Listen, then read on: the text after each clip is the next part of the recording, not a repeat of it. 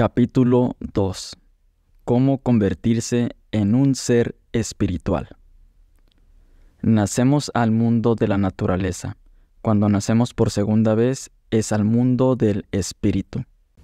Pocos de nosotros hemos tenido preparación o educación sobre el modo de utilizar el poder de nuestra mente. Hemos sido educados a base de una constante dieta de lógica y racionalismo, en la mentalidad de que hay que creer solo aquello que se ve. En pocas palabras, se nos ha educado para creer solo en aquellas cosas que podemos comprender y comprobar. La mente racional no puede comprender los milagros, que son un desafío a la lógica. Los milagros no pueden ser comprendidos mediante las formas de pensamiento a las que estamos condicionados. Así pues, para entrar en el mundo de la realidad mágica, deberás aprender cómo ir mucho más allá de tu mente racional y entrar en la dimensión espiritual, más allá del escepticismo. La preparación espiritual mínima que hayas podido recibir probablemente te ha llegado a través de alguna organización religiosa. El don maravilloso que nos hace la religión es la enseñanza de que somos espirituales por naturaleza y de que tenemos todos un alma como parte de nuestra condición humana. El principal inconveniente de la religión es la enseñanza según la cual el alma debe adaptarse a las reglas y normas, y el hecho de que estas restricciones anímicas procedan directamente del dogma de una religión en particular y de sus representantes. Pero el alma no se conforma a ninguno de los límites o de las leyes que se le han atribuido. No tiene dimensiones ni forma, y es invisible. Incluso, hablar acerca de ella es muy difícil, porque las frases deben llegar a su fin mientras que el alma no lo tiene. Probablemente, debido a tu preparación formal, hayas adoptado una actitud escéptica en relación con la espiritualidad. Para poder participar en el alto drama de los milagros y de la realidad mágica, debes creer en tu yo espiritual, algo que no tiene absolutamente nada que ver con tu afiliación religiosa. Sea cual fuere el nombre que des a esa inteligencia superior que impregna tu forma, sea cual fuere el nombre de tu maestro espiritual, su denominación no influirá en tu potencial para hacer milagros. Yo simplemente te animo a desarrollar un auténtico conocimiento de esta parte de tu condición humana. Maurice Nicoll escribió en Living Time las siguientes palabras, que considero muy apropiadas en relación con esta cuestión. No captamos el hecho de que somos invisibles. No comprendemos el hecho de que la vida, antes que cualquiera de sus definiciones, es un drama de lo visible y lo invisible. Creemos que solo el mundo visible posee realidad y estructura, y no concebimos la posibilidad de que el mundo interior que conocemos como pensamiento, sentimiento e imaginación posea una estructura real y existente en su propio espacio, aunque este no sea el espacio con el que estamos en contacto a través de nuestros órganos sensoriales. De acuerdo con las palabras de Nicoll, es mucho lo que tienes que superar para desarrollar tu conocimiento interior de la verdad. Se te pedirá que creas en lo incognoscible, contrariamente a lo que te han enseñado. Y sin embargo, está siempre ahí, como tan acertadamente nos dice H.L. Mencken. Al penetrar en tantos secretos, dejamos de creer en lo incognoscible. Pero ahí está, lamiéndose tranquilamente el lomo. Efectivamente está ahí mismo, y sin embargo, no puedes tocarlo con los dedos ni siquiera por un instante. Convertirse en un ser espiritual supone olvidarse de nuestros 5 sentidos, incluido el dedo que no puedes posar, y desarrollar una tranquila sensación de confianza en lo que te impregna, lo sabes, pero que nunca puedes demostrar mediante la lógica o mediante nuestros actuales dispositivos de medición. Una vez poseas la experiencia de esta dimensión invisible y conozcas ese lugar superior al que puedes ir mentalmente y del que puedes recibir guía y sí, incluso la ayuda necesaria para crear realidad mágica en tu vida, habrás pasado de ser una persona exclusivamente física, Un ser humano con experiencia espiritual, a ser un ser espiritual con experiencia humana. Por supuesto, ello no constituirá en absoluto un rechazo de tu yo físico. De hecho, el paso que te llevará a ser un ser espiritual ampliará y mejorará tu vida física en muchísimos sentidos. El lugar para la creación de realidad mágica estará en tu despertar espiritual, pero se manifestará aquí y ahora, en este mundo físico donde tú te hallas día tras día. Es preciso que tu capacidad ampliada para hacer milagros se manifieste en la realidad que llamas tu vida física. Cuando este conocimiento especial se haga realidad para ti y sea algo a lo que puedes recurrir y en lo que puedes confiar en tu interior, serás tan poderoso que te sentirás como el rico que, haga lo que haga, siempre tiene dinero. Te reconfortará saber que nunca puedes perder tu contacto espiritual una vez lo has logrado, y sabrás que éste forma para siempre parte de ti.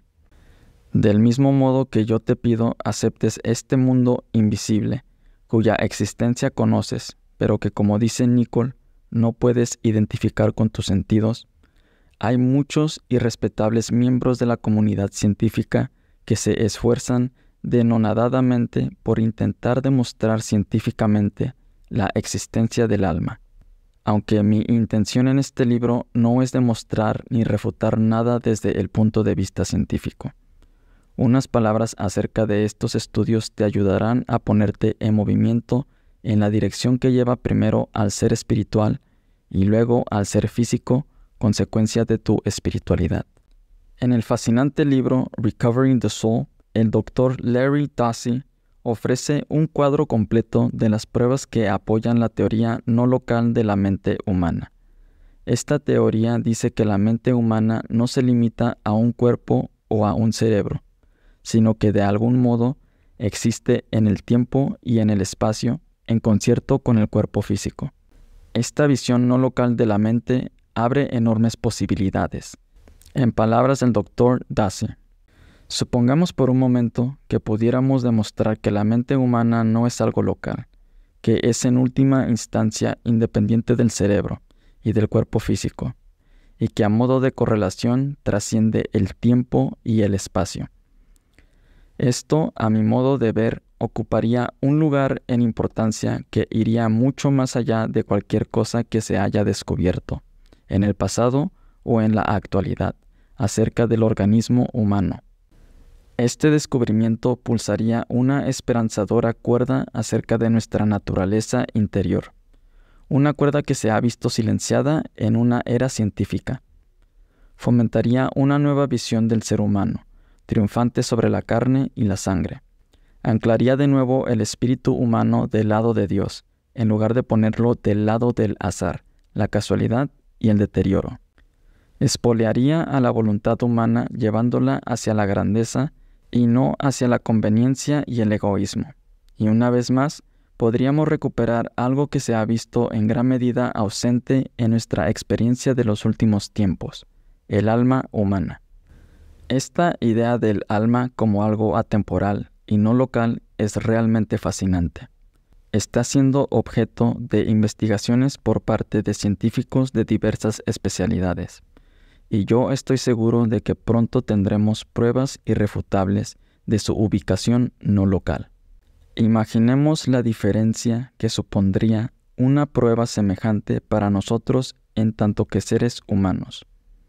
Saber que el alma sobrevive a la muerte del cuerpo físico ayudará a cambiar nuestro modo de relacionarnos entre nosotros mientras nos hallamos aquí en la tierra.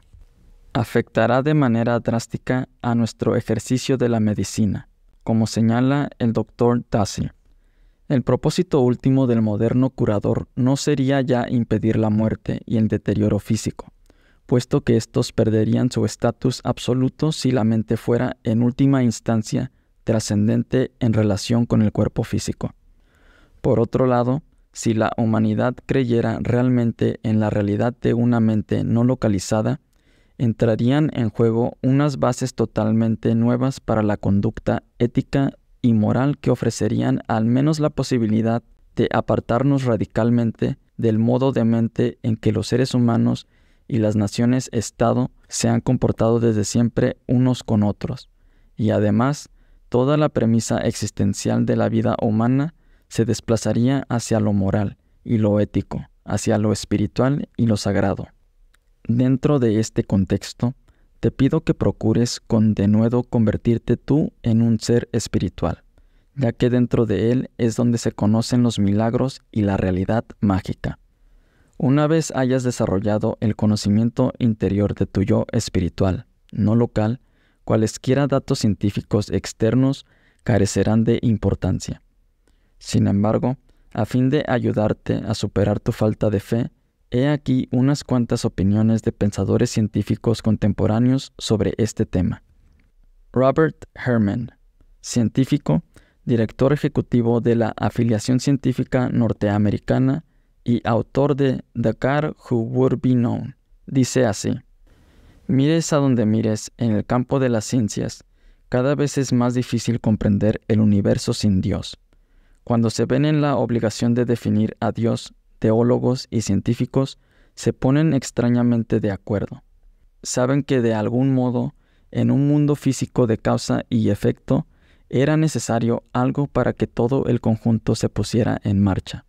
Saben también que hay alguna forma de fuerza invisible que mantiene unido el conjunto, incluida toda la materia. En lugar de ver a Dios como una deidad situada en algún punto de la lejanía celeste, lo ven como una presencia que impregna el universo. De ahí la idea bíblica que dice: en Él vivimos y nos movemos y tenemos nuestro ser. Entre la comunidad científica que vive de y se deleita con las pruebas contundentes, reina un gran desacuerdo sobre esta cuestión del alma y de Dios, como presencia en el conjunto de la vida.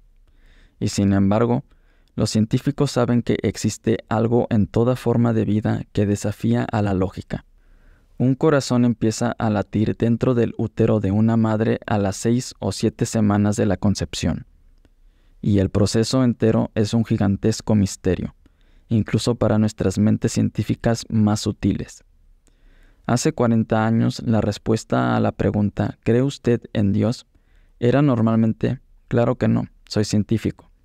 Hoy en día, y cada vez más, la respuesta del científico a la misma pregunta es, naturalmente, soy científico.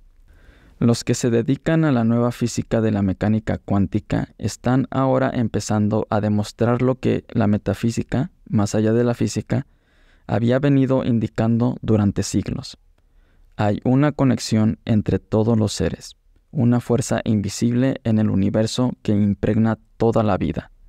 Aún más sorprendente, según informaba Jan Glittman en Scientific Digest hace 10 años, julio de 1982, es el hecho de que varios grandes teóricos han llegado a las mismas y sorprendentes conclusiones. Su labor parece indicar la existencia de un mundo espiritual dentro de todos nosotros. Glittman, con sarcasmo, llamaba a esto el espíritu de la máquina.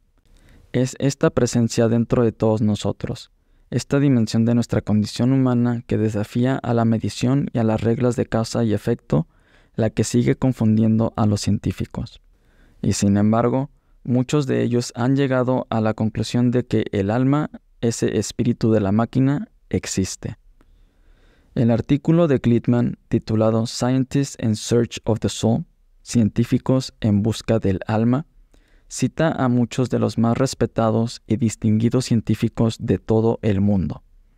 Algunos llegan a la conclusión de que es nuestro yo inmaterial el que constituye nuestros rasgos humanos de conciencia de nosotros mismos, libre albedrío, identidad personal, creatividad y emociones.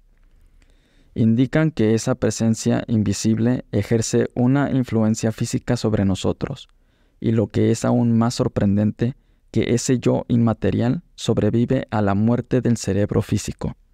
Otra idea inquietante es la de Jan van Neumann, un matemático y científico de quien el premio Nobel Hans Bethe decía que tal vez fuera el hombre más inteligente que jamás haya existido. Bethe observó una vez lo siguiente: Me he preguntado a veces si un cerebro como el de Jan van Neumann no indica la existencia de una especie superior a la del hombre. ¿Y cuáles eran las conclusiones de van Neumann? Que la realidad física era una invención de la imaginación humana y que la única verdadera realidad era el pensamiento. Eugene Wigner, que obtuvo el Premio Nobel de Física en 1963 y que estudió las formulaciones de van Neumann, manifestó públicamente lo siguiente: es posible que el hombre tenga una conciencia inmaterial capaz de influir en la materia. Dicho en mis palabras, en tanto que no laureado con el Premio Nobel, tú tienes la capacidad de crear milagros y vivir una vida de realidad mágica si utilizas tu yo invisible para influir en tu realidad física. Cuando realmente pasas a ser primero un ser espiritual y luego un ser físico, y sabes cómo vivir y respirar en esta nueva concordancia, te conviertes en tu propio hacedor de milagros. Para ser justos, digamos que Gleitman habla también extensamente de los muchos y distinguidos científicos que adoptan la posición contraria, según la cual no tenemos pruebas de la existencia del alma.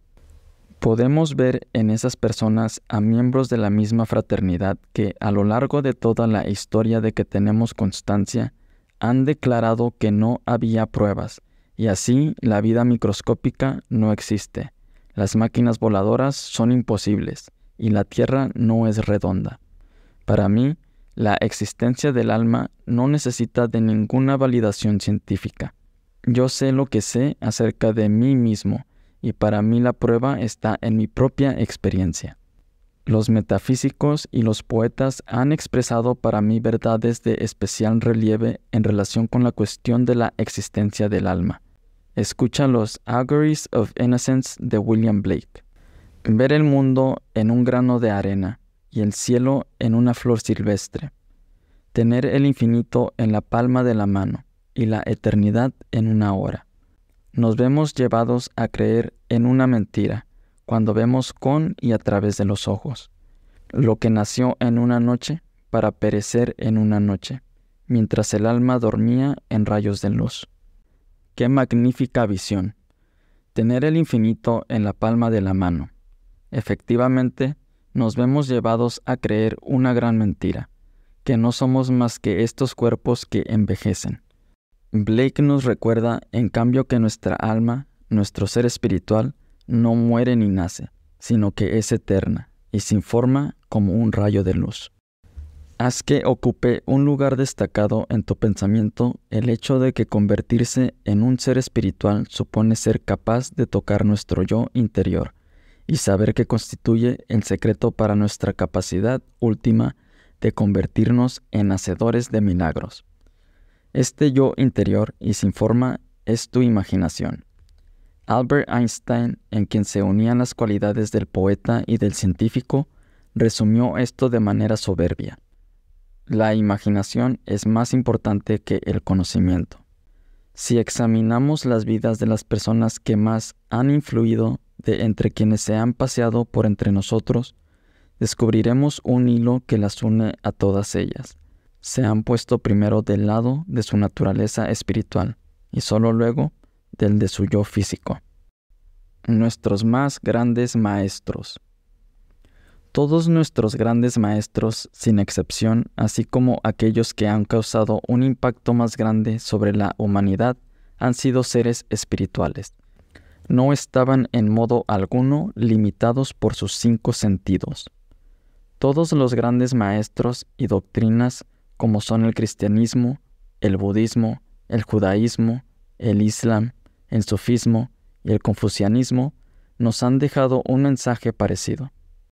Penetra en tu interior, descubre tu yo superior e invisible, reconoce a Dios en el amor que hay en ti. Todos estos maestros espirituales fueron hacedores de milagros. Vinieron para enseñarnos el increíble poder que reside dentro de cada uno de nosotros. Parece irónico que como personas hayamos estado obsesionados con aquello que nos divide, con la guerra y la construcción de sistemas cada vez más poderosos destinados a difundir el odio y la muerte, cuando las enseñanzas más influyentes y veneradas del mundo contienen todas un mensaje de amor. Por ejemplo, cristianismo. Dios es amor, y aquel que se rige por el amor se rige por Dios, y Dios habita en él. Budismo. Aquel que no ama no conoce a Dios, porque Dios es amor. Judaísmo. El amor es el principio y el final de la Torá. Confucianismo. El amor pertenece a la alta nobleza del cielo, y es el hogar tranquilo donde debe morar el hombre. Sufismo. Cuerdos y locos, todos lo buscan a él, heridos de amor, igual en la mezquita que en el templo o en la iglesia, porque solo Dios es el Dios único del amor, y el amor llama desde ellos, que son todos su hogar. Convertirse en un ser espiritual equivale a convertirse en un hacedor de milagros y conocer la bendición de la realidad mágica. Hay una enorme diferencia entre las personas no espirituales o solo físicas, y aquellas a quienes yo llamo seres espirituales. Examinemos el siguiente perfil del modo en que estos seres viven con sus yoes invisibles, sus mentes. Si quieres de veras conocer este algo ideal al que yo sigo llamando realidad mágica, tu tarea consiste en ponerte del lado del pensamiento de los seres espirituales. Seres espirituales frente a seres no espirituales. Los 12 rasgos de la espiritualidad. Utilizo los términos espiritual y no espiritual en el sentido de que un ser espiritual tiene un conocimiento consciente tanto de la dimensión física como de la invisible, mientras que el ser no espiritual solo es consciente del reino de lo físico. Ninguna de estas dos categorías, en el sentido en que yo las utilizo, supone en modo alguno ateísmo u orientación religiosa. La persona no espiritual no es incorrecta ni mala, solo porque vive el mundo solo de manera física. La persona no espiritual no es incorrecta ni mala, solo porque viva el mundo solo de manera física. Vienen a continuación los 12 rasgos de la espiritualidad, 12 creencias y prácticas para que las cultives, al tiempo que desarrollas tu capacidad para hacer aparecer milagros en tu vida. Es totalmente imprescindible que te conviertas en un ser espiritual de acuerdo con estos rasgos si tu propósito en esta vida es la realidad mágica. El ser no espiritual vive exclusivamente dentro del marco de los 5 sentidos, en la creencia de que si no puede ver, tocar, oler, oír o gustar algo, es que ese algo no existe. El ser espiritual sabe que más allá de sus 5 sentidos físicos, hay otros sentidos con los que se puede experimentar el mundo de la forma. A medida que trabajas para convertirte en un ser espiritual al mismo tiempo que un ser físico, empiezas a vivir de manera cada vez más consciente dentro del reino invisible del que he hablado en este capítulo. Empiezas a darte cuenta de que hay sentido más allá de este mundo físico. Aun cuando no seas capaz de percibirlo a través de uno de los 5 sentidos, sabes que eres un alma con un cuerpo y que tu alma carece de límites y desafía el nacimiento y la muerte. No se rige por ninguna de las reglas y normas que gobiernan el universo físico. Ser espiritual significa permitirse la posibilidad de ser multisensorial. Se abre, pues, todo un universo nuevo, como dice Gary Zukav en The Seed of the Soul. Las experiencias del hombre multisensorial son menos limitadas que las del hombre pentasensorial. Proporcionan más oportunidades para el crecimiento y el desarrollo y también más oportunidades para eludir dificultades innecesarias. Número 2. El ser no espiritual cree que estamos solos en el universo. El ser espiritual sabe que no está nunca solo. Un ser espiritual se siente cómodo ante la idea de tener a su disposición en todo momento maestros, observadores y guía divina. Si creemos que somos almas con cuerpo y no cuerpos con alma, siempre podremos recurrir a la parte eterna e invisible de nuestro ser en busca de ayuda. Una vez esta creencia está bien asentada y es inconmovible, jamás se puede dudar de ella, sean cuales fueren los argumentos racionales que esgrimen aquellos que viven exclusivamente en el plano físico. Para algunos, esto se llama rezar con intensidad, para otros es Dios, es inteligencia o fuerza universal y omnipresente, y para otros es guía espiritual. Lo que importa no es el nombre que demos a este yo superior, ni cómo éste se pronuncie, ya que está más allá de toda definición, más allá de las etiquetas y del mismo lenguaje. Para el ser no espiritual, todo esto es basofia. Aparecemos sobre la tierra, tenemos una sola vida que vivir, y nadie tiene espíritus ni dentro ni fuera a los que recurrir. Para el ser no espiritual es un universo puramente físico, y el propósito consiste en manipular y controlar el mundo físico de todas las maneras posibles. El ser espiritual ve en el mundo físico un campo donde crecer y aprender, con el propósito específico de servir y evolucionar hacia niveles más elevados de amor. Los seres no espirituales aceptan la existencia de un ser supremo o Dios, no como una fuerza universal que llevamos dentro, sino como un poder aparte, que un día tiene que pasarnos cuentas. Son seres más temerosos que amorosos. No consideran que cuentan con ayuda o que posean un yo superior, a menos que conozcan el tipo de experiencia directa de una presencia divina, de que nos hablan San Pablo o San Francisco de Asís.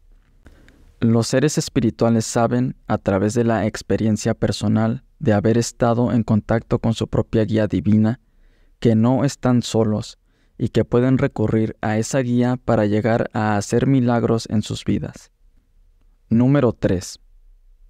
El ser no espiritual se consagra al poder exterior.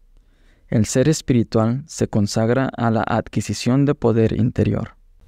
El poder exterior se halla en el dominio y en el control sobre el mundo físico.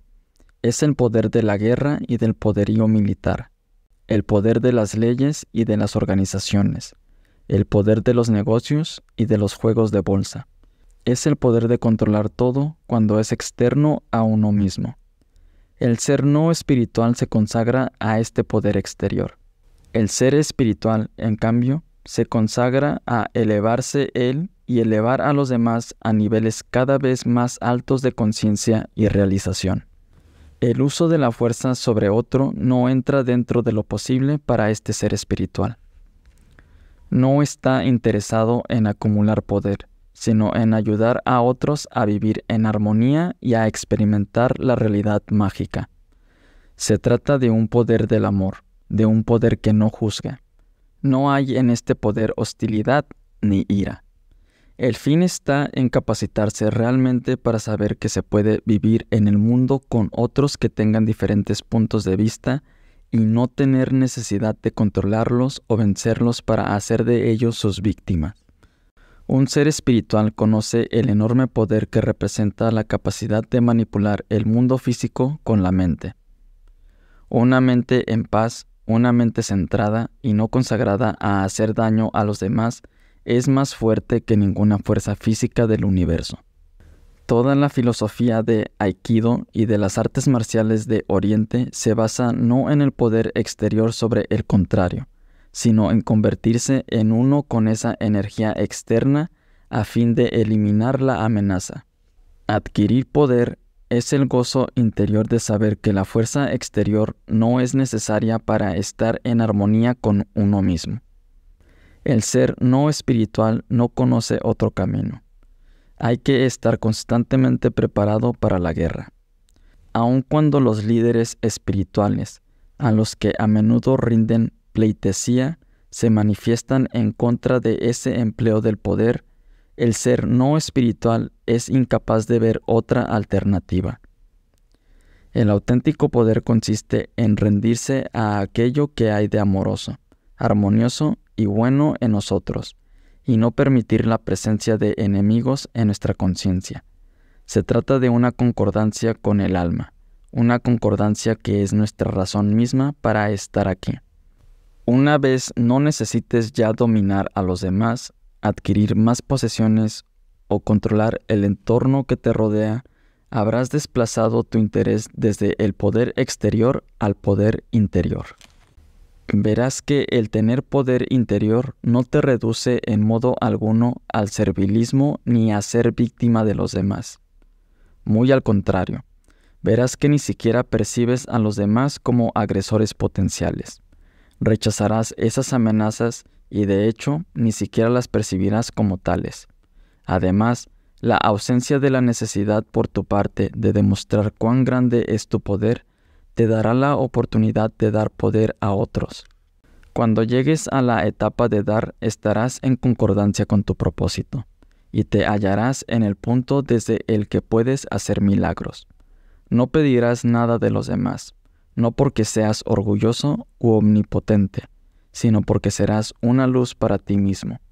Así se comporta el ser espiritual, y solo cuando renuncias a la necesidad de poder exterior y te pongas del lado de tu propósito anímico, estarás preparado para la realidad mágica.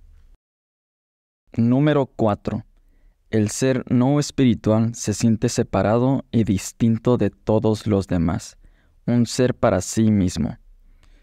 El ser espiritual sabe que está en relación con todos los demás y vive la vida como si cada persona con quien se encuentra compartiera con él la condición humana. Cuando una persona se siente separada de todos los demás, se vuelve egocéntrica y mucho menos preocupada por los problemas ajenos.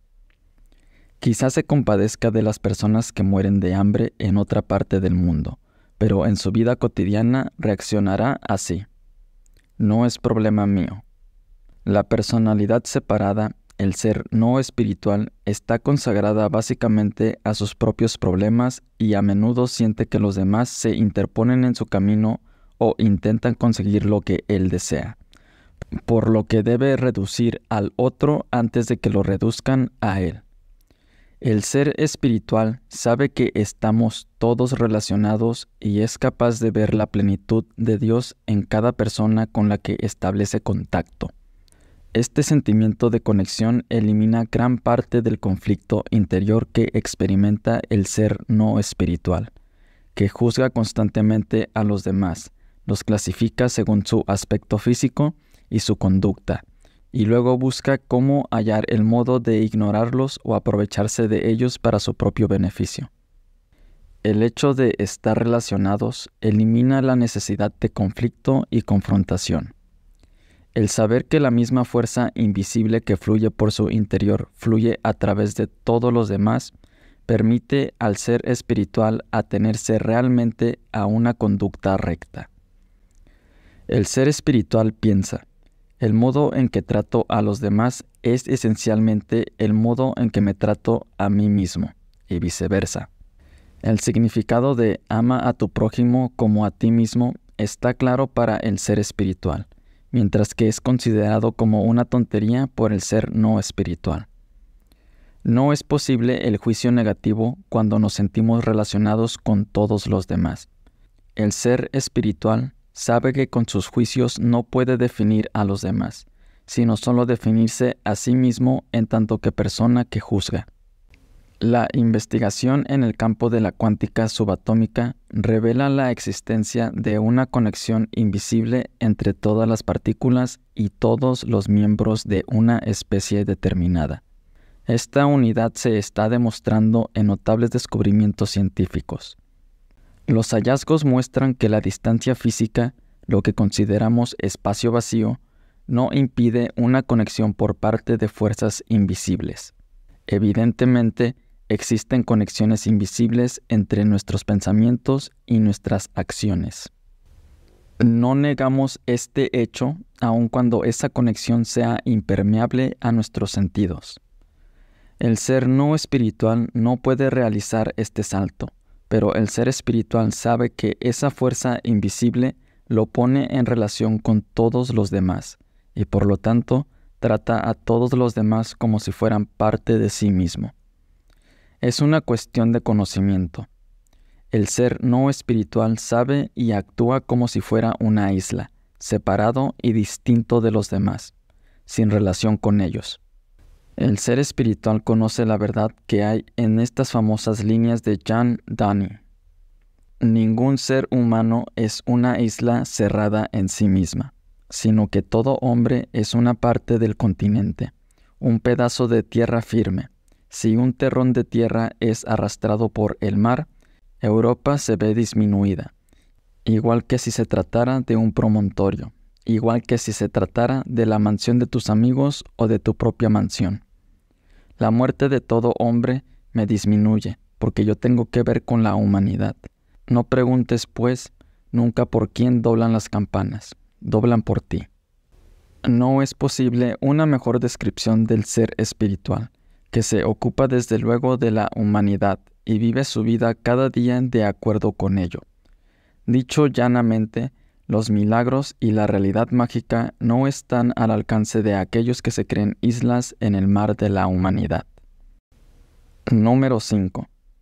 El ser no espiritual cree exclusivamente en una interpretación de la vida basada en causas y efectos.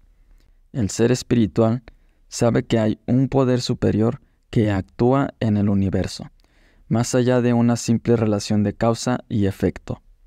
El ser no espiritual vive exclusivamente en el mundo físico, donde rigen causa y efecto. Si planta una semilla, causa, verá el resultado, efecto. Si tiene hambre, buscará alimento. Si está airado, se desfogará. Se trata realmente de un modo de pensar y comportarse racional y lógico, ya que en la tercera ley del movimiento, por cada acción hay una reacción igual y opuesta, está siempre en funcionamiento en el universo físico.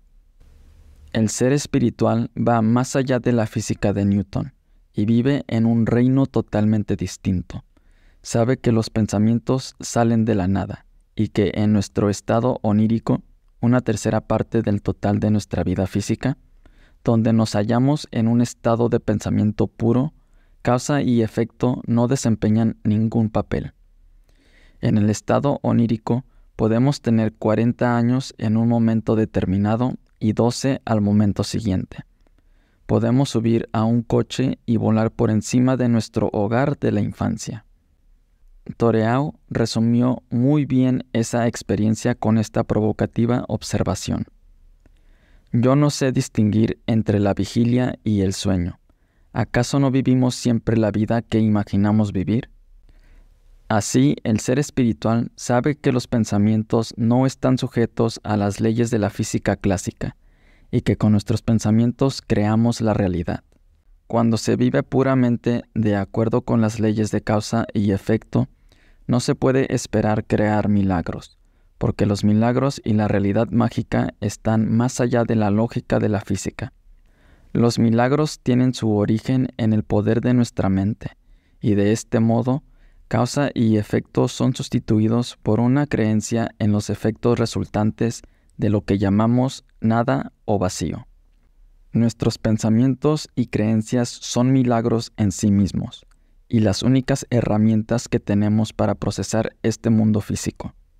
Desafían la lógica de causa y efecto, ya que nuestros pensamientos no parecen proceder de ninguna parte.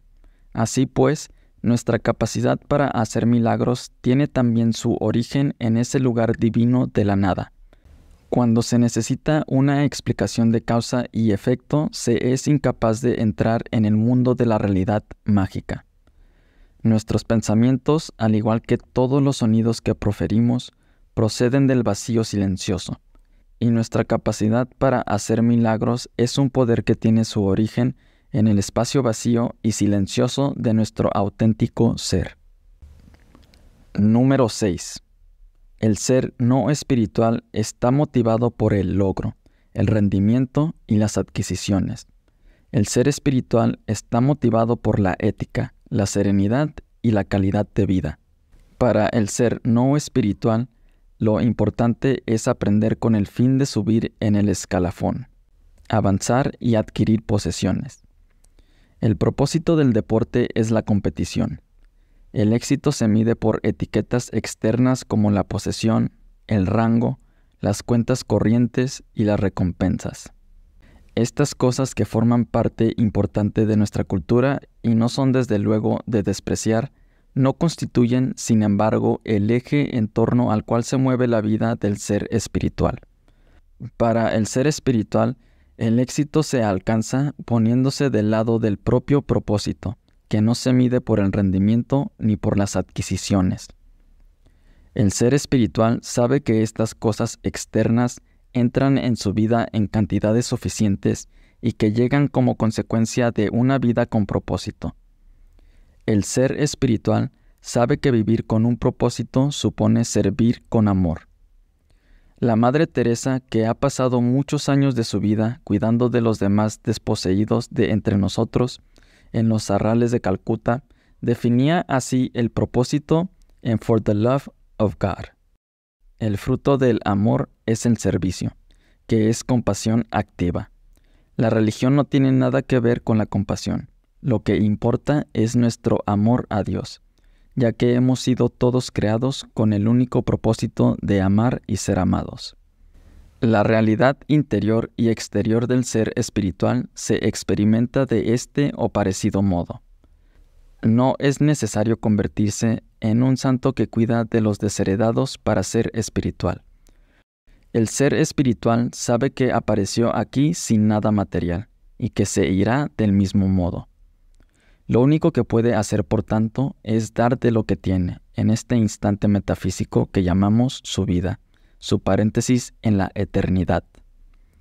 Si bien el ser espiritual puede alcanzar y rendir a altos niveles e incluso adquirir muchas posesiones, el principio organizador que guía su vida no es el de esta motivación.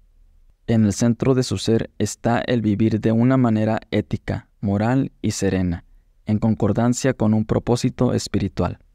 No se puede conocer la realidad mágica cuando el objetivo es conseguir más para sí mismo, especialmente si ello es a costa de los demás.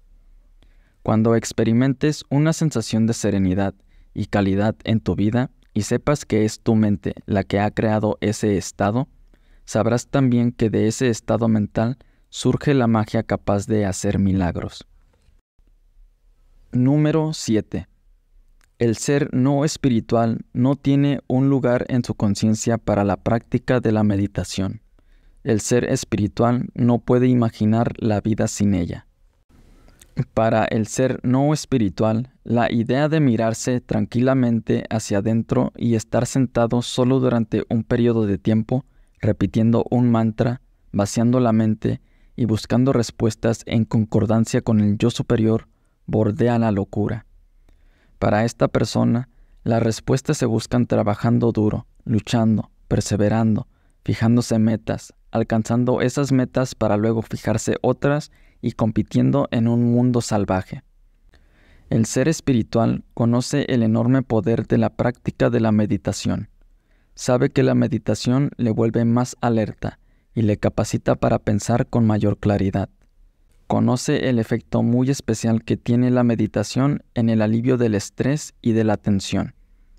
Las personas espirituales saben, porque han estado allí y lo han experimentado de primera mano, que se puede obtener guía divina alcanzando la paz y la tranquilidad y pidiendo respuestas. Saben que son multidimensionales y que es posible utilizar la mente invisible a niveles cada vez más elevados a través de la meditación, o como sea que llamemos a la práctica de quedarse solo y vaciar la mente de los frenéticos pensamientos que ocupan gran parte de la vida cotidiana. Saben que, meditando profundamente, se puede abandonar el cuerpo y entrar en una esfera de magia que constituye un estado tan beatífico como el que pueda proporcionar temporalmente cualquier droga. El gran científico francés Pascal nos proporciona esta visión. Todas las desdichas del hombre derivan del hecho de que no es capaz de estar sentado tranquilamente, solo en una habitación. Uno de los grandes gozos que proporciona el convertirse en un ser espiritual es el aprender la existencia de este nuevo mundo de los fenómenos. Te sentirás, en efecto, más ligero, más dichoso y también, irónicamente, más productivo que nunca. El ser no espiritual percibe como una huida de la realidad, lo que para el ser espiritual es una introducción a toda una nueva realidad. Una realidad que incluye una apertura en la vida que llevará a los milagros. Para el ser no espiritual, el concepto de intuición puede reducirse a una corazonada o a un pensamiento azaroso que ocasional y accidentalmente le viene a la cabeza. Para el ser espiritual, la intuición es mucho más que una corazonada. La ve como una guía o como la palabra de Dios, y nunca se toma a la ligera o pasa por alto esta percepción interior. Sabes por propia experiencia que cuando haces caso omiso de tus acicates intuitivos, acabas lamentándolo o teniendo que aprender a las duras. Para la persona no espiritual, la intuición es totalmente impredecible y se produce al azar, con ocurrencias puramente fortuitas. A menudo la rehúye o desdeña en favor de un comportamiento habitual. El ser espiritual se esfuerza por ser cada día más consciente de su intuición. Presta atención a los mensajes invisibles y sabe en el fondo de su ser que hay en ellos algo que es mucho más que una simple coincidencia. Los seres espirituales tienen conciencia del mundo no físico y no se reducen exclusivamente a un universo limitado al funcionamiento de sus 5 sentidos. De ahí que todos los pensamientos, por invisibles que sean, constituyan algo a lo que hay que prestar atención. Pero la intuición es mucho más que un pensamiento acerca de algo. La intuición es casi como si recibiera un suave empujoncito que nos lleva a comportarnos de determinada manera o a eludir algo que puede ser peligroso o insano. Aunque inexplicable, la intuición es realmente un factor en nuestras vidas. Para la persona no espiritual, la intuición es simplemente una corazonada, no algo a estudiar o a lo que hay que prestar más atención. La persona no espiritual piensa, esto pasará. Lo que ocurre es que mi cabeza funciona a veces a tontas y a locas. Para la persona espiritual, estas expresiones intuitivas interiores son casi como sostener un diálogo con Dios. Yo veo en mis intuiciones, tengan esta relación con lo que sea, a Dios que me habla. Presto atención cuando siento algo con intensidad, y siempre sigo esa inclinación interior. Hubo un tiempo en mi vida en que no le hacía caso, pero ahora he cambiado de actitud, y estos sentimientos intuitivos siempre me guían en la dirección del crecimiento y el propósito. A veces mi intuición me dice a dónde debo ir a escribir. Voy allí y la escritura surge siempre de manera espontánea y fluida. Cuando no he hecho caso de mi intuición, he tenido que luchar como un condenado y he echado la culpa al bloqueo del escritor. He llegado al punto en que no solo confío en esa guía cuando quiero escribir, sino que me apoyo en ella en prácticamente todas las áreas de mi vida. He llegado a tener una relación privada con mi intuición, desde lo que debo comer hasta el tema sobre el que debo escribir, pasando por la relación con mi esposa y con los otros miembros de mi familia. Medito sobre ella, confío en ella, la estudio y procuro ser más consciente de ella. Cuando no le hago caso, lo pago, y luego me repito a mí mismo la lección para que la próxima vez no se me olvide confiar en esa voz interior. Imagino que si puedo hablar con Dios y llamar a esto rezar, en la creencia de una presencia divina tan universal, no es ninguna locura que Dios hable conmigo. Todas las personas espirituales de las que tengo noticia comparten un sentimiento similar.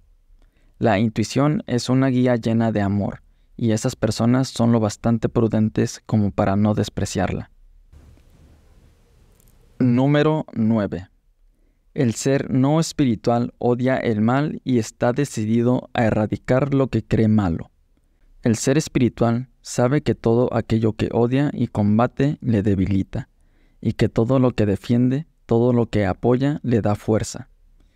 El ser no espiritual está siempre luchando, se pone del lado de los instrumentos de poder en una guerra contra aquello que cree maligno. Esta persona sabe lo que odia, y lo que percibe como males provoca en ella un gran torbellino interior.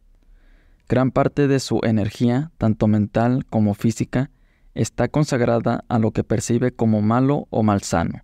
Los seres espirituales no organizan sus vidas para el combate, no están contra el hambre, están en favor de dar de comer a la gente y ocuparse de que todo el mundo tenga satisfechas sus necesidades alimentarias. Trabajan en aquello de lo que están en favor en lugar de combatir aquello de lo que están en contra.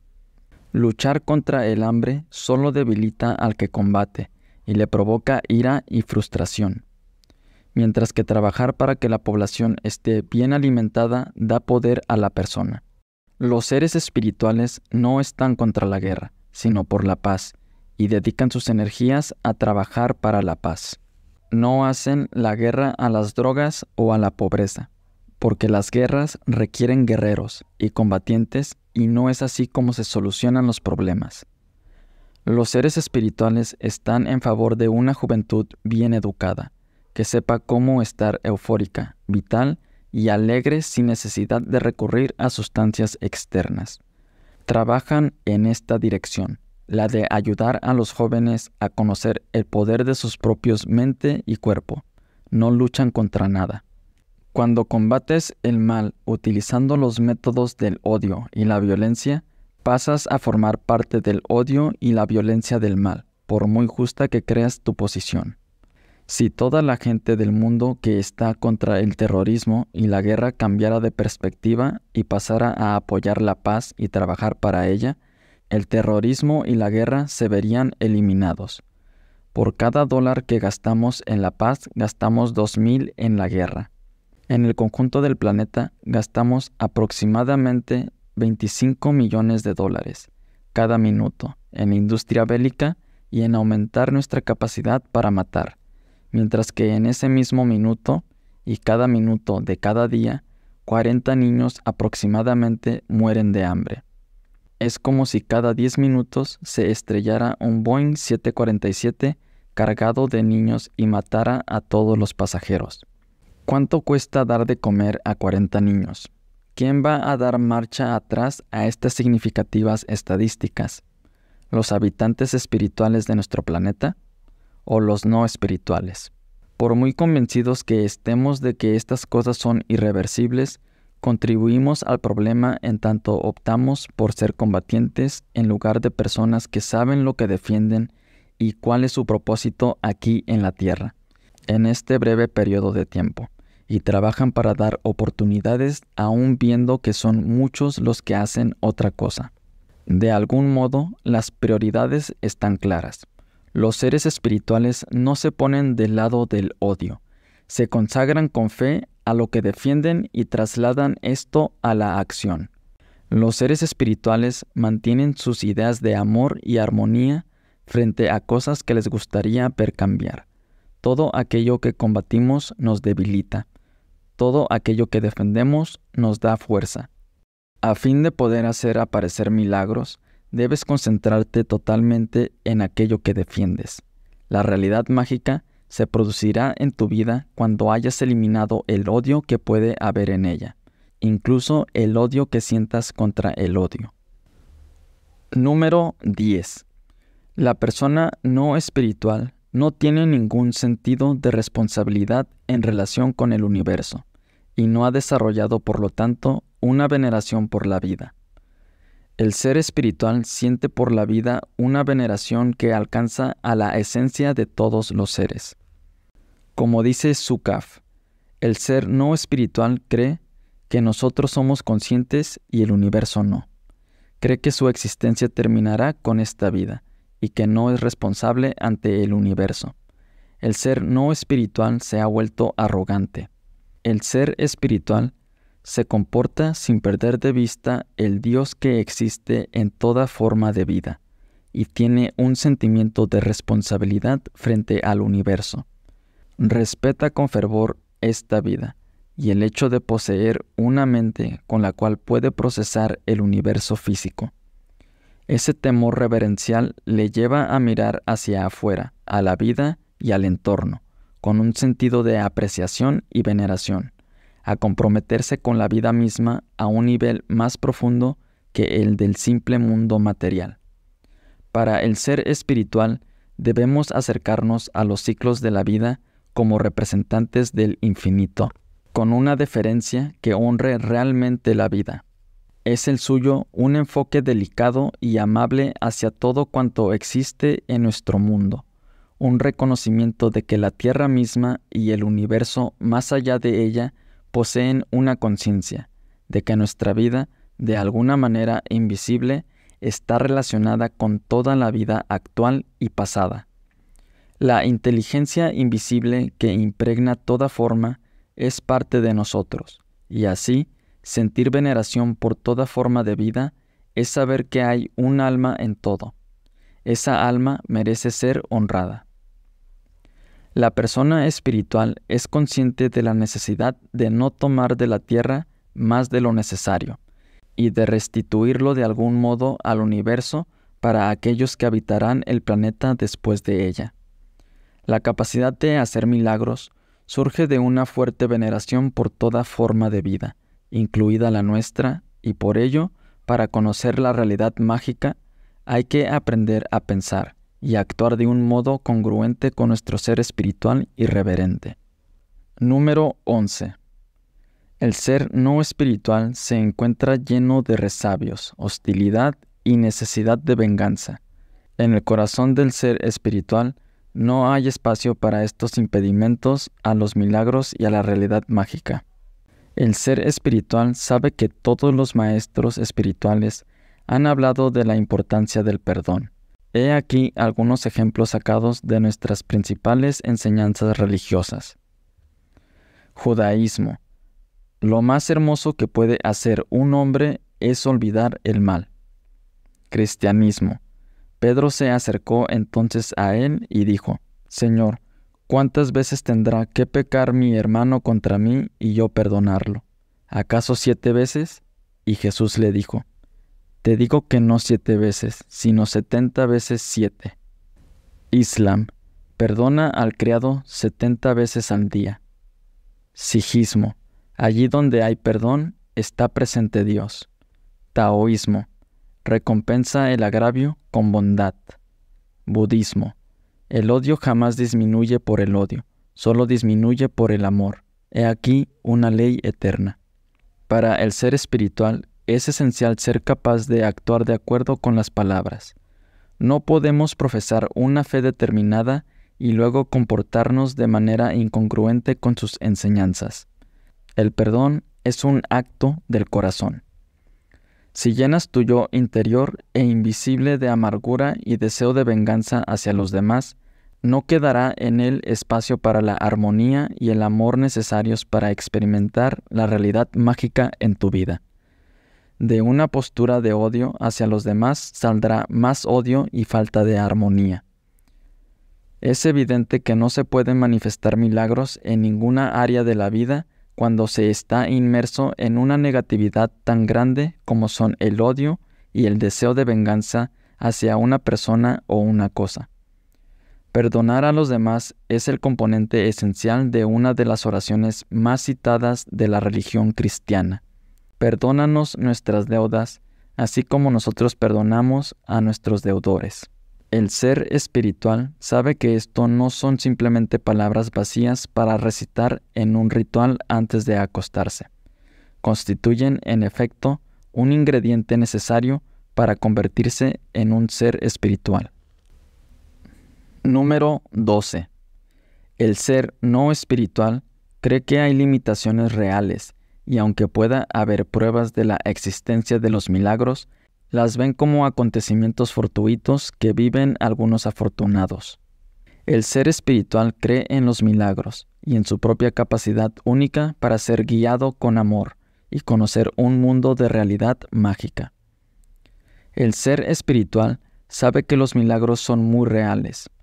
Cree que las fuerzas que han creado milagros para otros siguen presentes en el universo y se pueden utilizar. El ser no espiritual tiene una visión totalmente distinta de los milagros. Los considera como accidentes y por lo tanto no tiene ninguna fe en su propia capacidad para participar en el proceso de hacer milagros. Estos 12 rasgos de la espiritualidad requieren muy poco por tu parte. No son difíciles de entender ni requieren una preparación o adoctrinamiento largos por tu parte. Pueden alcanzarse en este mismo instante en que estás leyendo. El proceso que lleva a la conversión en un ser espiritual tiene lugar en ese yo invisible del que he hablado, independientemente de cómo hubieras elegido ser hasta el momento. Trabajar para convertirte en un ser espiritual puede ser ahora tu elección concreta. No necesitas adoptar unos principios religiosos específicos, ni sufrir una transformación religiosa. Solo tienes que decidir. Así es como me gustaría vivir el resto de mi vida. Con esta forma de compromiso interior estarás en el camino. Sin embargo, es muy importante que sepas que la realidad mágica es totalmente inalcanzable para aquellos que eligen la vida no espiritual.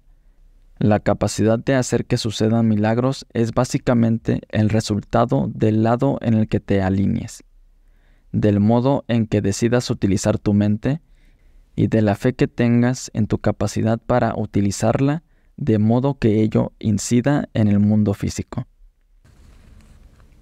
Algunas sugerencias para convertirse en un ser espiritual. Recuerda, el antepasado de toda acción es el pensamiento. He aquí algunas sugerencias prácticas para entrar en contacto contigo mismo en tanto que ser espiritual. 1. Para demostrarte que eres algo más que un ser con 5 sentidos, toma nota de todas las cosas que experimentes dentro de ti y que están más allá de los sentidos del gusto, de la vista, del oído, del olfato y del tacto. Lleva durante un día un diario de tu pensamiento y toma nota de las percepciones de tu mundo interior. Observa cualesquiera corazonadas intuitivas y toma nota de ellas para tu satisfacción personal. Siguiendo la pista de tus acciones en el mundo físico, aprenderás que eres un ser físico, pero siguiendo la pista de lo que ha provocado esa acción, verás que tus acciones proceden de algo que no es en absoluto físico. 2. Para que te ayude a conocerte como ser multisensorial, pon a prueba el poder de tu mente con algo que te parezca difícil. Imagínate haciendo algo como puede ser mejorar un golpe de golf, no beber en un cóctel, hacer jogging durante media hora, preparar por primera vez un pastel al horno o pasar el sábado por la tarde en el cine con tu hija de 5 años. Imagina cualquier cosa que te parezca inusitada o difícil de realizar para ti. Créate una imagen mental en la que estés tú realizando esa tarea difícil. Descríbela detalladamente por escrito o grábala en una cinta. Haz esto varias veces y ve si puedes luego manifestar la visión en tu mundo físico. Cuando lo consigas, habrás atravesado el límite de tus 5 sentidos. La imagen está más allá de tus sentidos y es invisible a ellos, y la acción procede de esa parte invisible de tu ser. Llega a conocer esa parte superior de ti mismo que desea realmente trascender los muchos límites en los que crees cuando funcionas exclusivamente como ser con 5 sentidos. 3. Para conocer la realidad de tu mundo invisible, cuestiona la pura prueba física que te muestran tus 5 sentidos. Tus sentidos te dicen que el mundo es plano y esto es una ilusión. Tus sentidos te dicen que el mundo está quieto y eres tú quien se mueve sobre él. Pero tú sabes que el mundo viaja a velocidades pasmosas, girando sobre su eje y atravesando miles de kilómetros por el espacio cada hora. Tus ojos te dicen que los objetos son sólidos, pero echa una mirada a través del microscopio y verás que esos objetos son espacio vacío y una danzante actividad. Confiar en las limitaciones de tus sentidos es vivir una ilusión. Conoce la realidad de tu mundo invisible, empezando a cuestionar la pura prueba física aportada por tus 5 sentidos. Comprueba en qué medida tus 5 sentidos te engañan acerca de tu propia realidad y luego pregúntate por qué depositas tanta fe en esos sentidos. 4. Para establecer contacto con una guía divina o espiritual, deja en suspenso por un día tu escepticismo. Regálate un lugar tranquilo y una hora de tranquilidad para ti solo. Inicia este experimento sin escepticismo ni dudas. Pide ayuda en un área que te preocupe y esfuérzate por vaciar tu mente de cualesquiera pensamientos que puedan distraerte. Ve si eres capaz de crear una imagen en la que te encuentres recibiendo ayuda de un guía que se ocupe de ti y desee ofrecerte amor. En este estado de tranquilidad, con la mente vacía de distracciones, sabrás en tu interior que la respuesta que buscas está en camino y que no estás solo.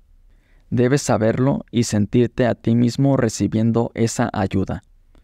No te pido que oigas voces o veas apariciones, sino simplemente que te sientas muy, muy en paz. Lleva un registro de lo que sientes al término de esa hora y de las corazonadas que hayas tenido, o de la ayuda que hayas recibido.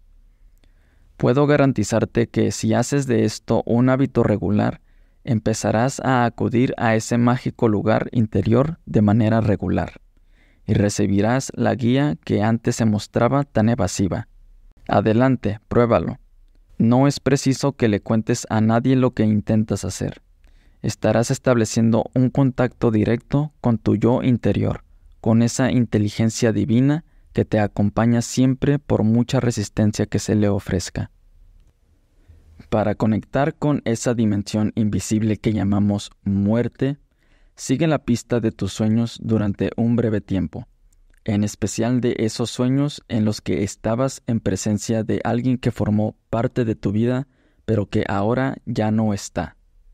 Cuando vayas a acostarte y entres en el mundo invisible del pensamiento, en el que creas con tu mente todos los personajes que deberán aparecer en tu sueño, recuérdate a ti mismo que nadie muere, que solo la forma cambia. Sé entonces consciente de la guía que esa aparición en tu sueño te haya proporcionado. Deberás estar dispuesto a conversar con ese alma en tu estado onírico sin forma. Hazle preguntas y comprueba por ti mismo que posees la capacidad humana necesaria para ello. Si efectivamente somos almas con cuerpo y no cuerpos con alma, es que todas las almas siguen viviendo después de lo que llamamos muerte en una dimensión invisible. Esas almas aparecerán como algo muy real y muy vivo, mientras te halles en tu dimensión invisible y sin forma de pensamiento puro. Cuando seas capaz de establecer contacto con esas almas en tus sueños y de experimentar lo real de su presencia, verás que el envejecimiento y la muerte son realidades solo para el mundo de los 5 sentidos. Una vez sepas esto y hayas establecido ese contacto, serás consciente de tu propia inmortalidad y tendrás una visión totalmente nueva de la muerte. Sabrás en el corazón que esos a quienes has querido y que ya no están, no han desaparecido en verdad de tu vida. Están ahí y puedes disponer de ellos. Ábrete y disponte a ese contacto, y lo experimentarás junto con toda la guía que puede proporcionarte. Para ampliar el sentimiento de que hay una guía en tu vida, empieza por saber que no es necesario dormir para establecer contacto con un alma. Si eres capaz de establecer contacto con la dimensión invisible en tu sueño, trabaja la creencia de que esa misma conexión, esa misma guía amorosa, está a tu disposición para cuando decidas reconocerla. Empezarás a buscar esa guía con mayor frecuencia y con menos dudas. La oración adoptará un nuevo significado. No será un ritual de comunicación silenciosa y unilateral. Se convertirá en una transformación práctica en la que llevarás a tu cerebro a un estado superior y participarás literalmente con Dios en las ideas y venidas de tu vida. Escucha en silencio y está dispuesto a oír comunicaciones que vendrán hacia ti en forma de sentimientos abrumadores. Muéstrate agradecido y apreciativo por cualquier ayuda que puedas recibir. Haz siempre la pregunta: ¿cómo puedo ayudarte a ti y a otros en la solución de esta cuestión a la que me enfrento? Si en tus comunicaciones interiores te concentras en ayudar a los demás y en seguir fiel a tu propósito, recibirás realmente las respuestas que buscas. Para hallar modelos y compañeros para tu viaje, lee acerca de las experiencias personales de las personas a las que admiras. Al hacerlo, busca la dimensión espiritual de sus viajes personales.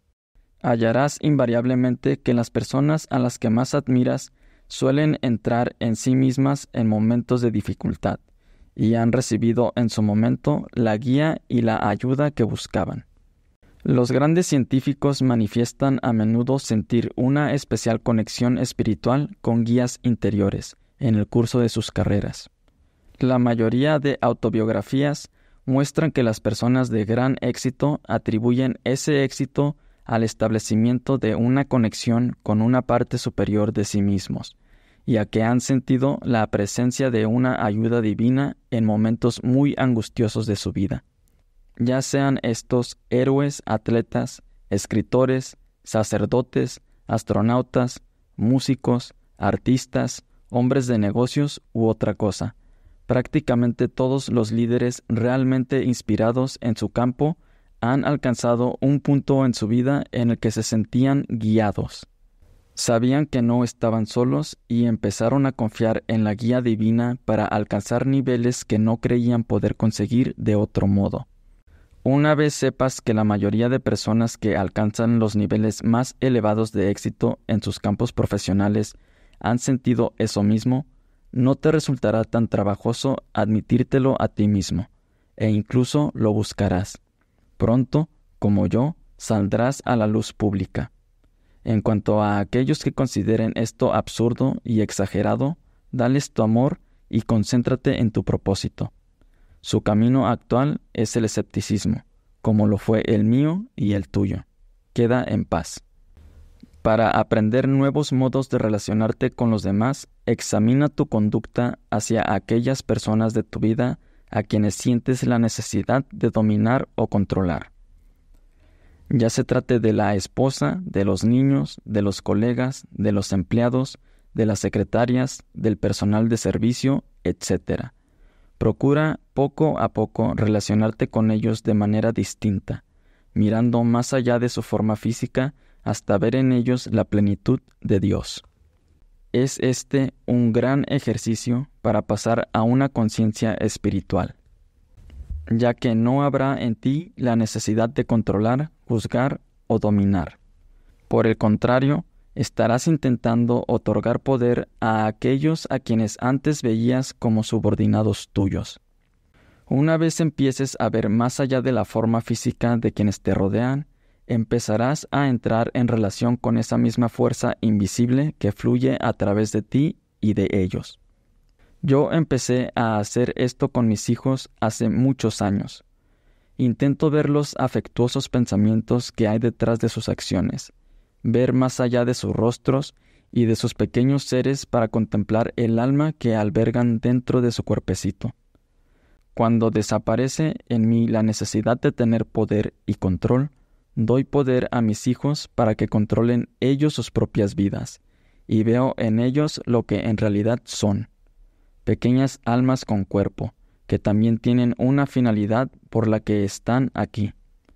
Cuando desaparece en mí la necesidad de dominar a alguien, ayudo a esa persona a seguir adelante con su propósito en la vida, mientras yo permanezco fiel también a mi propósito.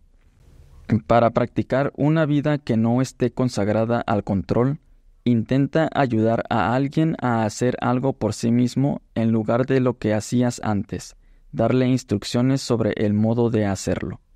En lugar de darle una orden, intenta hacerle esta pregunta: ¿Qué hace falta para que demuestres que puedes hacerlo tú mismo? Y luego di, trabajemos juntos para que sea así. Una simple oferta de ayuda en lugar de una toma de control o de una orden infundirá en ti auténtico poder, en lugar de que tengas que confiar en métodos de poder externos. Esto será especialmente útil cuando puedas ayudar a alguien con quien tengas un conflicto. La mayoría de conflictos surgen de la necesidad de controlar a alguien o de demostrar que tú tienes razón y la otra persona se equivoca.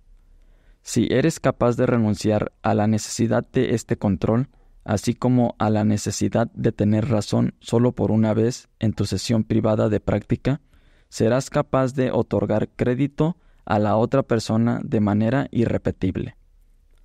La renuncia a la necesidad de dominar es esencial para ser una persona espiritual.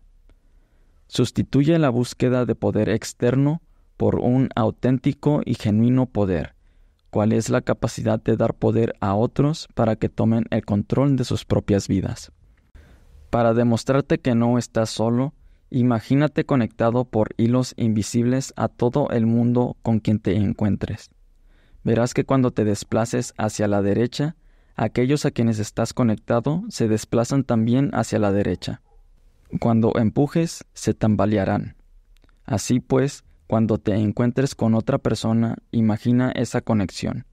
Empezarás de este modo a tratar a los demás como si formaran realmente parte de ti. Tenderás a ofrecer amor y ayuda en lugar de sentir enemistad y competitividad. Siempre me ha encantado la historia del hombre a quien se ofreció una visita al cielo y al infierno. En el infierno vio un gran caldero de sopa. Los únicos utensilios eran una serie de enormes cucharas. Sin embargo, todos los mangos eran más largos que los brazos de las personas, lo que no permitía a éstas alimentarse. Todo el mundo estaba en diferentes etapas de muerte por inanición, ya que no podían doblar el brazo. En el cielo, el hombre vio una escena idéntica. Sin embargo, todo el mundo estaba sonriente y evidentemente bien alimentado. Cuando el hombre preguntó, su guía le dijo, «Oh, en el cielo la gente ha aprendido a alimentarse una a la otra». Siempre encuentras tu propósito en el dar a los demás. Es el cielo en la tierra. Para darte cuenta de en qué medida se te ha enseñado a odiar, empieza por reelaborar el concepto de enemigo y odio. Toma nota mentalmente de todos los pueblos a quienes consideras como enemigos. Date cuenta de que se te ha enseñado a quién odiar y de que estas lecciones son solo consecuencia del accidente geográfico de tu nacimiento. En los últimos años se dijo a los occidentales que odiaran a los iraníes. Luego, estos pasaron a ser nuestros amigos oficiales. Luego los iraquíes, que eran anteriormente nuestros amigos, pasaron a ser enemigos. Esto sigue, y son muy pocas las personas que llegan a comprender este simple mensaje. El enemigo es el odio en sí. Líbrate de este odio y de esa lista de pueblos a quienes se te ha dicho que odiaras, y busca la armonía. Una vez te conozcas y sientas amor por dentro, solo ofrecerás armonía a todas las personas, aun cuando se te hubiera dicho que debías odiarlas. De hecho, nunca formarás parte de esa gran masa de gentes tan dispuestas a odiar y a matar con la sola base de lo que sus líderes gubernamentales les han hecho creer. Intenta imaginar que todo el mundo, sí, todas las personas, sea cual fuere el bando que defiendan en una cuestión, sabe que no se puede elegir el lado del que se está cuando se vive en un planeta redondo. Imagina que todas las personas se niegan a odiar o a tener lo que llamamos enemigos. Tú puedes ser uno de los que ayudan al mundo a alcanzar la paz, negándote a tener tu lista de odios y viendo a cualquier miembro de cualquier conflicto como una víctima. Esto no significa que debas ser víctima de las malas acciones de otros. Solo significa que no debes abrigar odio y muerte en el corazón.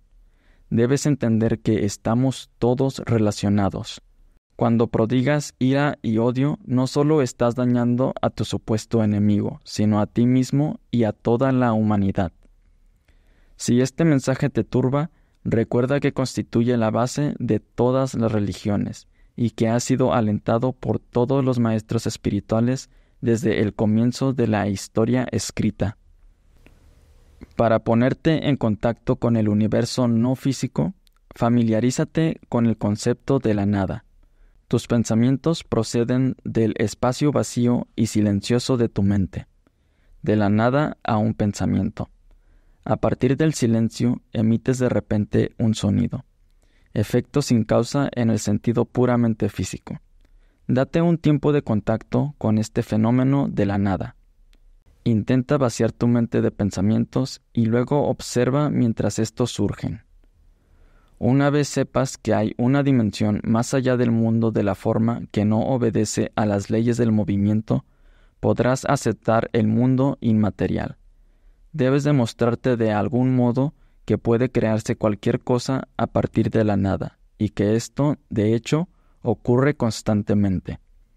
Los milagros no precisan de una causa física, pero debes familiarizarte con esta idea, permitiéndote experimentar el fenómeno que consiste en la aparición de algo a partir de la nada.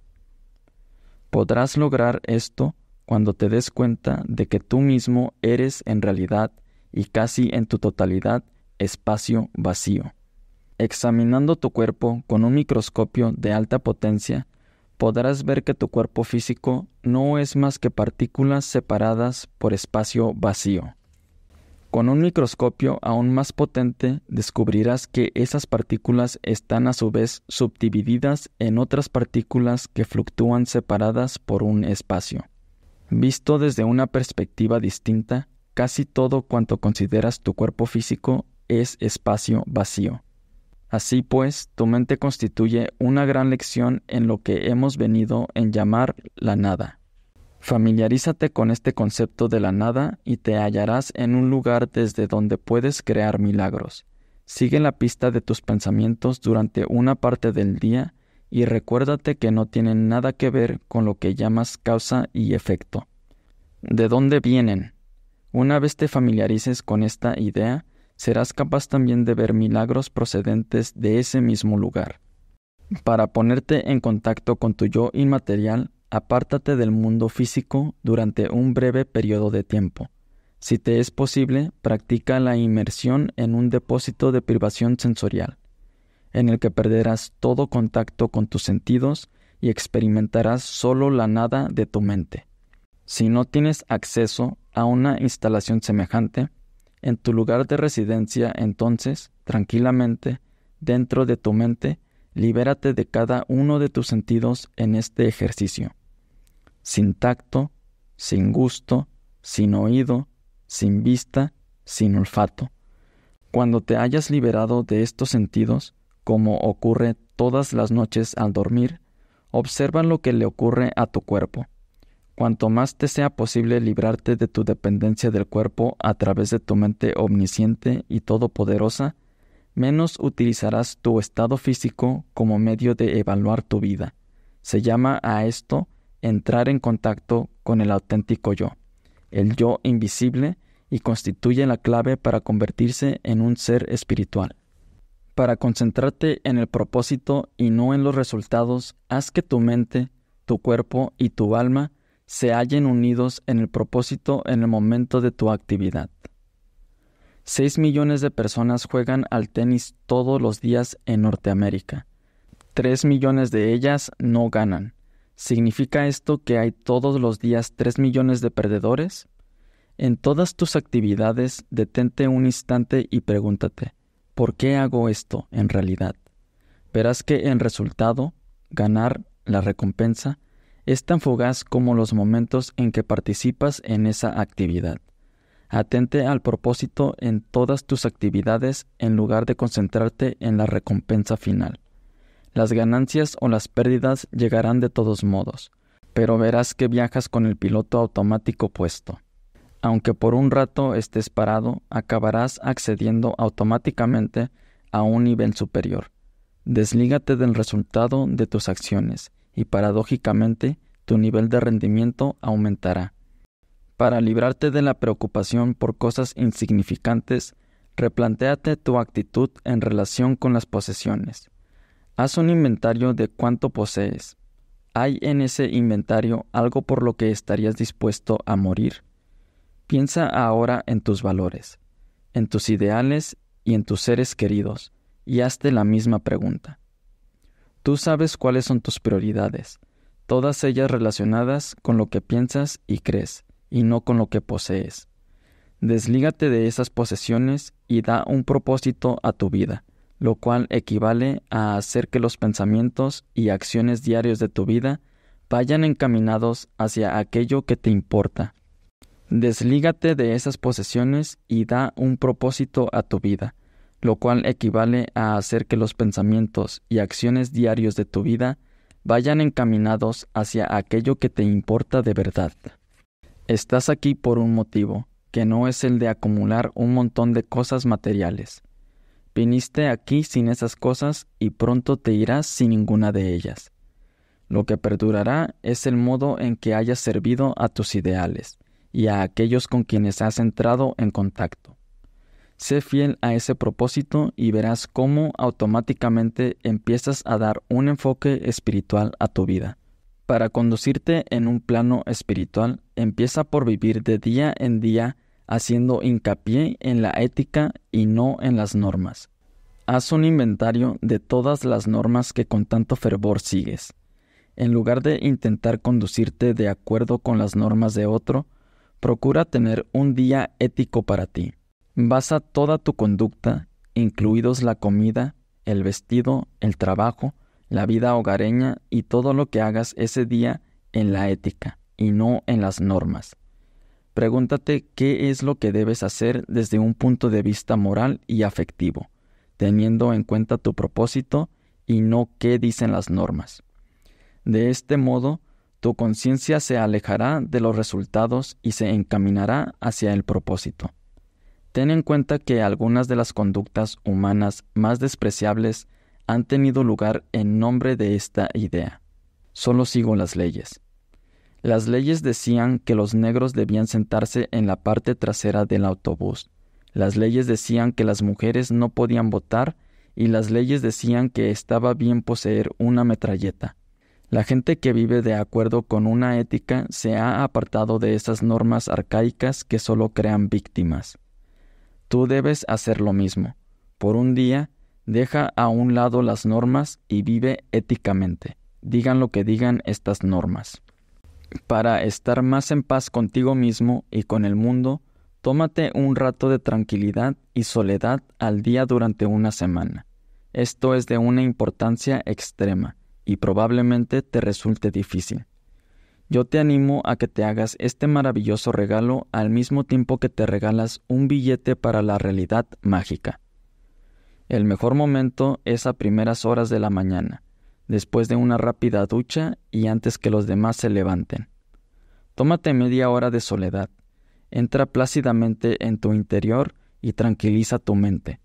Siéntate en una postura cómoda, cierra los ojos y concéntrate en vaciar tu mente y cobrar una intensa conciencia de tu respiración.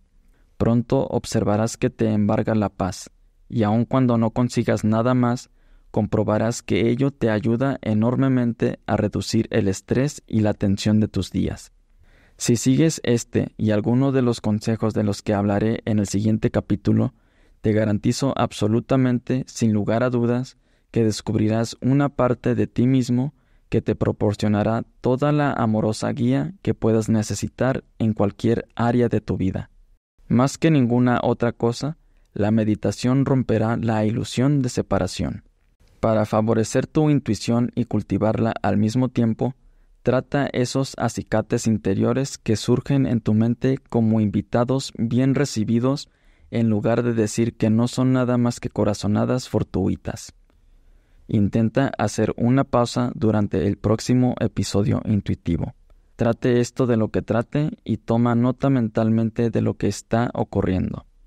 Ahora, en lugar de desperdiciarla o hacerla a un lado, pregunta a esa parte intuitiva de tu ser, ¿Por qué me empuja mi mente en esa dirección? Desarrolla un diálogo con esa voz intuitiva y toma nota de lo que de él aprendes o de lo que ocurre en los siguientes días. Aprendiendo a tener diálogos interiores, aprenderás a confiar en tu intuición y, en última instancia, a descubrir su amorosa presencia y la valiosa contribución que hace a tu mente. Analiza esta antigua historia. 2 monjes estaban discutiendo acerca del estandarte del templo. Uno decía que el estandarte se movía y el otro decía que se movía el viento. El maestro Eno oyó la conversación y dijo: «No es ni el viento ni el estandarte, es vuestra mente la que se mueve». Los monjes se quedaron sin habla. La próxima vez que tengas una idea intuitiva y estés a punto de hacerla a un lado, opta en cambio por seguirla. Debes aprender a cultivar el hábito de confiar en tu intuición. Observa el resultado de esa acción intuitiva. Empieza a observar todos los resultados beneficiosos que aporta a tu vida el seguir tu voz intuitiva. Esas conversaciones interiores, esos debates acerca de lo que debes hacer y del curso que debes tomar, pueden resolverse preguntando simplemente: ¿cuál es la elección que se aviene con mi propósito? Sigue entonces esa dirección paso a paso. Pronto, tu intuición será tu compañera más fiable, una compañía que valorarás y celebrarás cuando aparezca en tu mente. Para concentrarte en aquello que defiendes en la vida y no en aquello a lo que te opones, haz un inventario de todo aquello a lo que te opones en la vida y luego haz una nueva lista que refleje aquello que defiendes. En lugar de combatir el mal, defiende el amor. En lugar de luchar contra el hecho de que tu hijo tenga malos hábitos de estudio, defiende el que sea un joven autodisciplinado. A medida que apartes tu pensamiento de aquello a lo que te opones, tu inclinación dejará de combatir esas cosas y apoyará las de tu lista a favor. Es este un método excelente para eliminar gran parte del torbellino y el estrés interiores que revela tu lista de enemigos. Recuerda que todo aquello que combates te debilita y todo aquello que defiendes te da fuerza. Para desarrollar una actitud amorosa y enriquecedora hacia ti mismo, define ahora de manera afirmativa y positiva todo cuanto te desagrada acerca de tu modo de ser. En lugar de atacar tu pereza, defiende el tener más energía.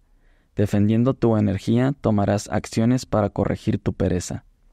Luchando contra tu pereza, solo estarás enfadado y furioso contigo mismo, y debilitarás así tu resolución con vistas a un cambio. Esto puede aplicarse a la gordura, a las adicciones, al conjunto de tus problemas fisiológicos y a todas tus malas costumbres. Defínelas de nuevo en función de lo que te gusta y de aquello de lo que eres capaz, y te facultarás automáticamente a ti mismo para corregirlas. Para entrar en un estado de iluminación, pasa algún tiempo cada día en estado de asombro. Sí, en completo, total asombro. Da las gracias por tu hígado, por tus manos, por tu cerebro y por tu mente invisible, incomprensiblemente digna de asombro. Asómbrate ante el hecho de haber aparecido en este mundo, en especial teniendo en tu cuenta las posibilidades matemáticas. Asómbrate ante el hecho de haber aparecido en este mundo, en especial teniendo en cuenta las posibilidades matemáticas. Observa las funciones de tu cuerpo y las billones de células que trabajan juntas para hacer que siga en marcha. Este sentido del asombro es algo que debes practicar a diario. El aire que respiras, el agua cuya existencia das por sentada, el alimento que crece a partir de semillas infinitesimales y te nutre, la atmósfera, el ozono, todo. Muestra tu agradecimiento y tu consideración y ten también un sentido de responsabilidad en relación con el universo. Trata toda la vida con veneración y respeto, y sabe que toda ella funciona con un propósito. Unos minutos al día, en total asombro, contribuirán a tu despertar espiritual más que ningún curso sobre metafísica. La iluminación no es más que la callada aceptación y consideración de lo que es. Puedes en este mismo instante entrar en ese estado mental agradeciendo la mente y las herramientas gracias a las cuales lees estas palabras y dándote cuenta de cuán magníficamente funcionan. Debes sentir asombro e iluminación. Cuando llegues a la iluminación, los milagros serán algo natural en tu vida. Para dejar atrás la ira y la amargura, aísla en tu mente a una persona que sientas te ha agraviado en algún momento de tu vida, alguien que no haya pagado una deuda vencida hace mucho tiempo. Quizás un esposo o una esposa que te abandonó o agravió de alguna manera, un padre o una madre o un viejo amor que te dejó plantado. Aísla a esta persona en tu pensamiento. Ahora, por unos instantes, en lugar de sentir odio y amargura, intenta imaginar que le prodigas amor. Intenta captar la idea de que entraron en tu vida para ayudarte a aprender una lección, y de que por dolorosa que fuera esa lección, aparecieron en tu vida con una intencionalidad. Cuando seas capaz de prodigarles amor en lugar de odio, no solo estarás en proceso de curación, sino que habrás emprendido el camino que lleva hacia el ser espiritual. Piensa en el mal que se te ha hecho como si se tratara de una mordedura de serpiente. Cuando te muerde una serpiente, son dos las fuentes de dolor. Una es la mordedura en sí, y ahí no hay vuelta atrás. Ocurrió, dolió, y tienes la señal que lo demuestra. Partes entonces de ahí y aprendes a eludir a las serpientes en tu vida. La segunda fuente de dolor es el veneno que circula ahora por tu organismo. Este es el que mata. Nadie ha muerto nunca de una mordedura de serpiente. Lo fatal es el posterior ataque por parte del veneno que circula por el cuerpo. Lo mismo ocurre con el odio y con el perdón. El hecho ocurrió. No puedes hacer marcha atrás en tu mundo físico. Pero lo que mata son el odio y la ira que siguen circulando por tu organismo como si fueran veneno, mucho después de que la herida de la mordedura haya sanado y desaparecido. Tú y solo tú tienes el poder de expulsar este veneno de tu cuerpo. El que siga presente dentro de ti es elección tuya. Recuerda las sabias palabras de Buda. No serás castigado por tu ira, pero la ira te castigará. No podrás experimentar la capacidad de hacer milagros si tus entrañas están envenenadas por la amargura hacia los demás. Empieza por afirmar hoy mismo: sé que tengo dentro de mí el poder de crear una vida de realización y gozo. Soy un milagro y por lo tanto un creador de milagros. Un mensaje primordial de este capítulo es el que explica cómo pasar a ser un ser espiritual con experiencia humana en lugar de un ser humano con experiencia espiritual.